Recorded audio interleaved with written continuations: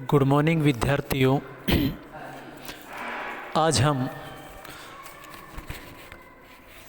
BEd द्वितीय वर्ष के पाठ्यक्रम के कार्य एवं शिक्षा के शेष बचे प्रकरण के बारे में अध्ययन करेंगे। तो आज हमारा कार्य एवं शिक्षा इकाई का अगला प्रकरण है कार्य एवं शिक्षा का सामाजिक महत्व। तो किस प्रकार से ये हमारे समाज में महत्वपूर्ण होती है। तो प्रभावी शिक्षा तभी संभव है जब विद्यालय, परिवार, समाज तीनों अपनी जिम्मेदारियां निभाए। यह कथन इस बात की भी हमें पुष्टि करता है कि बच्चों की सहभागिता इसमें अनिवार्य होनी चाहिए।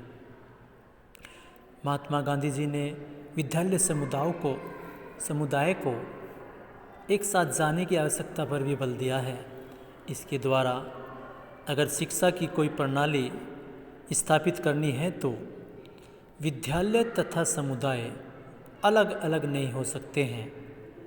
शिक्षण को समृद्ध बनाने के लिए शिक्षक तथा अभिभावकों का होना बहुत ही ज़रूरी है।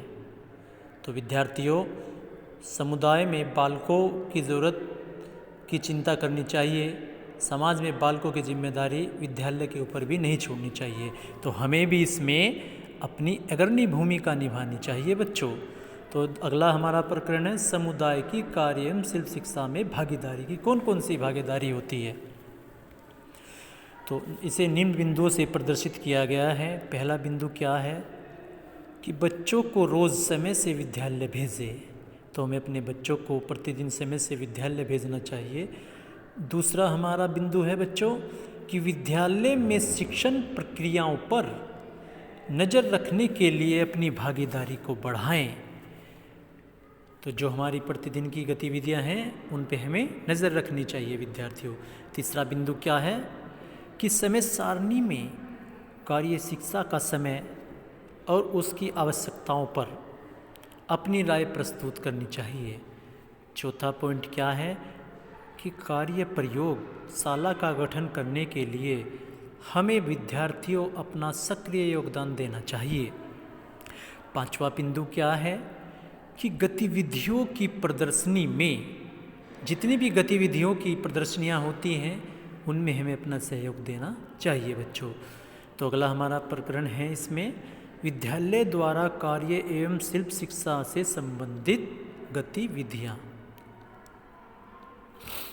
तो पहला पॉइंट क्या है इसमें बच्चों कि कार्य शिक्षा में ऐसी क्रिया का चयन किया जा सकता है जैसे पानी स्थानों की सफाई, गड्ढों को भरना, सामुदायिक बागवानी का निर्माण करना और कूड़े का प्रबंध करना। तो दूसरा बिंदु हमारा क्या है बच्चों कि विद्यालय को स्थानीय पुस्तक कला या अपनी हस्तलिखित जितनी भी कार्यशैली है उसमें प्रदर्शनी के आयोजन में अपनी अग्रणी भूमिका निभानी चाहिए बच्चों। तीसरा बिंदु क्या है कि विद्यार्थियों को श्रम के महत्व से हम परिचित कराएं। जितने भी प्रतिदिन जो विद्यार्थी अपना श्रम करते हैं हमें उनके क्रियाकलापों से अवगत कराना चाहिए। चौथा पॉइंट क्या है कि विद्यार्थियों को सरकारी अभियानों को चलाने के निर्देश देने चाहिए। पांचवा बिंदु क्या है कि विद्यार्थियों को सामुदायिक संसाधनों को चलाने का निर्देश दिया जाए। और छठा बिंदु क्या है हमारा बच्चों कि अभिभावकों शिक्षक मीटिंग पीटीएम जिसको बोलते हैं में कार्य शिक्षा के महत्व की चर्चा कराएं। तो इस प्रकार से कार्य शिक्षा और शिल्प शिक्षा बालकों के व्यवहार में परिवर्तन लाती है। यह निम्न प्रकार से कार्य करती है। फर्स्ट पॉइंट क्या है कि बालकों के व्यवहार में परिवर्तन लाती है। सेकंड बिंदु क्या है अभिभावकों को पाठशाला से जोड़ती हैं। जितने भी माता पिता अभिभावक होते हैं उनको ये जो है पाठशालाओं से जोड़ देती हैं। तीसरा बिंदु हमारा क्या है कि सामाजिक क्रियाओं के आयोजन के लिए विद्यालय की जो है हमारी छवि को ये सुधारती है। चौथा बिंदु है हमारा कि शिक्षक को जागरूक एवं सक्रिय बनाती है। पांचवा बिंदु क्या है कि अधिगम को यह प्रभावी बनाती है। और छठा बिंदु क्या है कि बच्चे प्रगति उपलब्धियों से अभिभावकों को ये अवगत कराती है। सातवां बिंदु क्या है कि बच्चों की प्रगति प्रदर्शनी आदि के माध्यम से हमें अपने प्रदर्शन का अवसर करने का अवसर मिलता है। और 8वां बिंदु है कि शिक्षा की गुणवत्ता इससे बढ़ाई जा सकती है विद्यार्थियों। तो अगला हमारा हेडिंग है कार्य तथा शिल्प शिक्षा का आर्थिक महत्व, economic importance of work and craft educations. तो कार्य तथा शिल्प शिक्षा सृजनात्मक और वैज्ञानिक, जो सृजनशील और वैज्ञानिक दोनों प्रकार से होती है, लेकिन यांत्रिक नहीं होती है विद्यार्थियों, ये ध्यान रहे, जिसकी सैद्धांतिक पृष्ठभूमि और व्यवहारिक या व्यवहार की कार्य प्रणाली हो और हस्तशिल्प के उत्पादन के चलते शिल्प के कार्य का कुछ आर्थिक मूल्य हैं।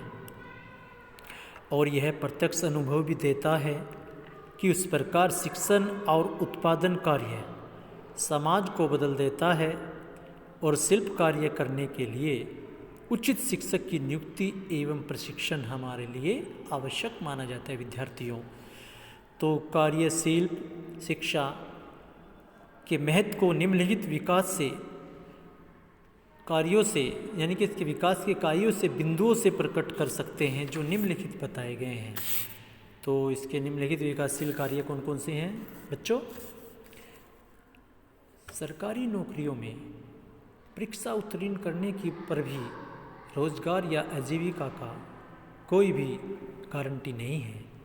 यह बच्चों के कौशल को प्रदान करती है ताकि आने वाले जीवन में उन्हें कुछ न कुछ कार्य करने के अवसर प्राप्त हो सके। दूसरा बिंदु क्या है? नए अनुभव प्राप्त होते हैं। तो कार्य एवं शिक्षा को करने से हमें बच्चों एक प्रकार से नया आंतरिक अनुभव प्राप्त होता है, जो प्रकृति के साथ सामंजस्य स्थापित करने के द्वारा हम सीखते हैं। तो इसमें तीसरा बिंदु क्या बताया गया है कि शारीरिक कर्म के महत्व को समझते हैं और इससे सकारात्मक प्रवृत्ति का भी विकास होता है। तो चौथा पॉइंट क्या है हमारा विद्यार्थियों? कि कार्य शिल्प शिक्षा के अंतर्गत जो कार्य हमारी और शिल्प शिक्षा है वो दैनिक जीवन से जुड़े हुए उपयोगी सामान को बनाया जा सकता है। 5वां बिंदु हमारा क्या है कि घर विद्यालय में जैविक खाद बनाना, चाय कॉफ़ी शरबत आदि पेय पदार्थों का निर्माण भी कार्य शिक्षा के अंतर्गत आता है। 6वां बिंदु हमारा क्या है कि विभिन्न घरेलू, तो जितने भी हमारे घरेलू उपकरण हैं उनको ठीक करना, खाद्यान्न तथा फल संरक्षण करना। 7वां बिंदु हमारा क्या है बच्चों कि विद्यार्थियों के माध्यम से मिट्टी के बर्तन, पेपर, प्लास्टर ऑफ पेरिस, मोम के खिलौने, मोमबत्तियाँ बनाना आदि इसके अंतर्गत बताए गए हैं।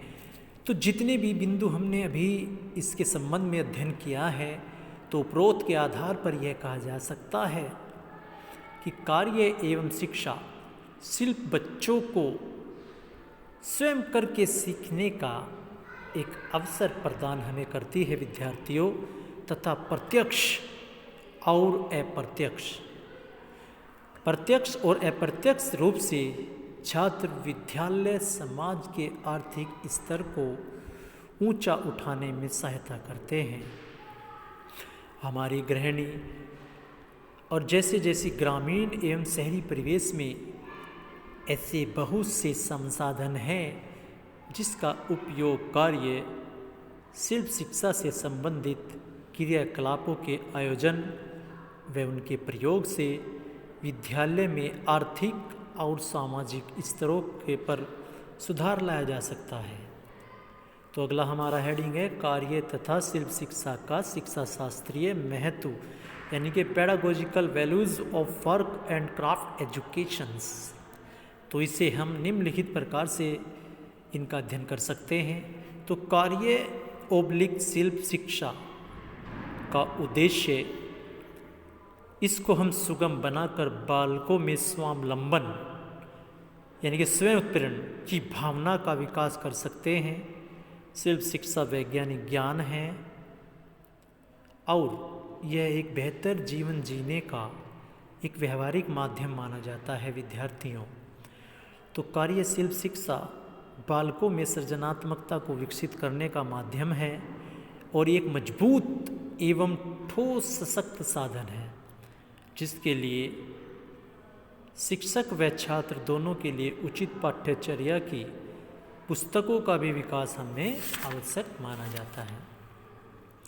तो कार्य शिक्षा एवं शिल्प शिक्षा तीसरी कक्षा से लेकर, तो बच्चों ध्यान से सुने, कार्य शिक्षा एवं शिल्प शिक्षा तीसरी कक्षाओं से लेकर 10वीं कक्षाओं तक के स्कूल की समय सारणी में सम्मिलित किया जाना चाहिए। स्कूल शिक्षा के विभिन्न स्तरों के लिए कार्य शिक्षा शिल्प शिक्षा के पाठ्यक्रम को बनाने के लिए कुछ बिंदुओं को ध्यान में रखना ज़रूरी है विद्यार्थियों। वे कौन कौन से बिंदु हैं जो इस शिक्षा को बनाने में अपनी भूमिका निभाते हैं? तो पहला क्या है कि कार्य का चयन करते समय जब हम कोई भी कार्य करते हैं, बच्चे की मनोवैज्ञानिक आयु, उनकी शारीरिक शक्ति और उनके कौशल स्तर जैसे कारकों को ध्यान में रखा जाना चाहिए।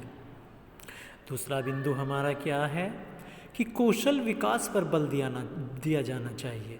तो जितने भी अंतर्निहित कौशल होते हैं उन पर मुख्य विकास दिया जाना चाहिए बालकों को। तीसरा बिंदु क्या है कि पाठ्यक्रम निर्माण करते समय अपने उद्देश्य को पूरा करने का लक्ष्य हमारे सामने होना चाहिए विद्यार्थियों, ताकि हम अपने मार्ग और गंतव्य तक पहुंच सके। चौथा बिंदु क्या है कि उन्हें किन्हें कि बालकों को समाज में सीखने का मौका दिया जाना चाहिए। पांचवा बिंदु क्या है कि बालकों के शिक्षण अक्षमताओं के लक्ष्य के साथ साथ प्रदत्त अनुभव अधिगम के आधार पर मूल्यांकन किया जाना चाहिए। छठा बिंदु इसमें हमारा क्या रहेगा, आत्मनिर्भरता की भावना का विकास करना। तो बच्चों, कार्य शिक्षा एवं शिल्प शिक्षा के कुछ निम्नलिखित कौशल, जो हमारा लास्ट इसका प्रकरण है, इस इकाई का कुछ निम्नलिखित कौशल विद्यमान होते हैं जो हमें अपने अंदर उत्पन्न करने अनिवार्य होते हैं। सभी बच्चे इन्हें अपनी कॉपी में नोट करेंगे, ध्यान से इनको सुनेंगे। तो कार्य शिक्षा शिल्प शिक्षा के कुछ मुख्य कौशल जो इसमें अपनी भूमिकाएं निभाते हैं वे अगर लिखित है, जैसे सामाजिक कौशलों का विकास करना। दूसरा क्या है, बौद्धिक कौशलों का विकास करना। तीसरा क्या है कि मनोवैज्ञानिक कौशलों का विकास करना। चौथा क्या है, संबंध कारक कौशल। पांचवा है रचनात्मक कौशल। छठा है अंतर्बोध कौशल। सातवां है सार्वजनिक जवाबदेही। आठवां है सामाजिक सहानुभूतियाँ। नौवां है इसमें विद्यार्थियों सांस्कृतिक संवेदनशीलता। 10वां है व्यवहारिक मनोवृत्ति। 11वां है विद्यार्थियों आत्मनिर्भरता। और 12वां है आत्मविश्वास। तो विद्यार्थियों, इस प्रकार से हम इन 12 प्रकार के कौशलों के माध्यम से स्पष्ट कह सकते हैं कि कार्य को पाठ्यक्रम के हिस्से में पेश करके अपने सामुदायिक जितने भी संसाधन हैं उनके उपयोग को करके शिक्षा को सुचारू रूप से आगे बढ़ा सकते हैं, और ऐसे में अपने कौशलों का पर्याप्त मात्रा में ज्ञान करना अनिवार्य होता है।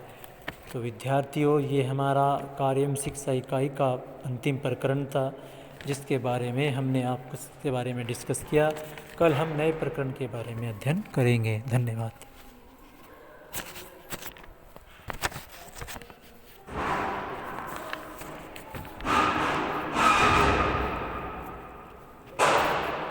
हाँ,